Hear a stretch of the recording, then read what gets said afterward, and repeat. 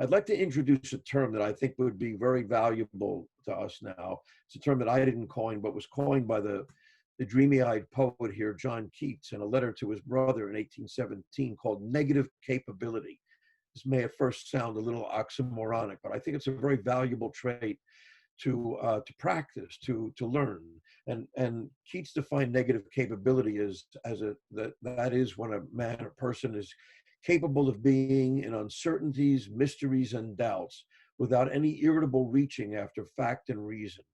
That is this idea of being patient with uncertainty, patient with mystery, and patient with doubt. He felt that this was a critical frame of mind to develop because he considered it the ideal creative state for the literary mind.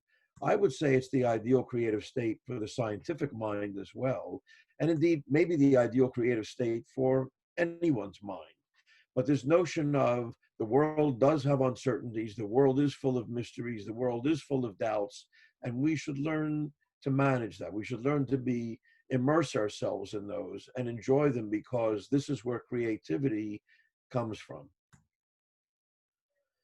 And so this tells us that the unknown is an interesting place, but of course there is even greater than the unknown. There is the much feared unknown, if you will. That is what we don't even know. We don't even know.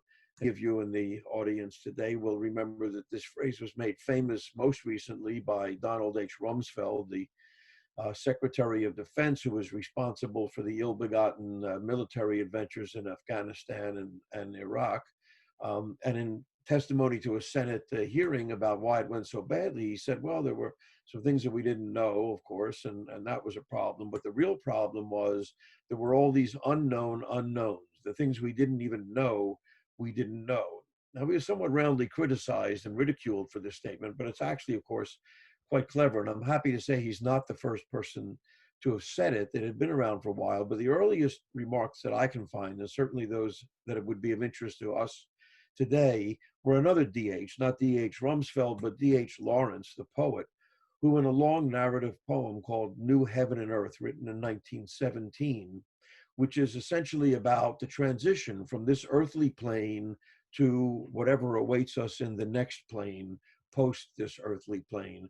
And he talks about this as the great unknown. And near the end of this lengthy poem, there's a stanza that reads, now here was I, new awakened, of course, at this moment of transition, new awakened, with my hand stretching out and touching the unknown, the real unknown, the unknown unknown.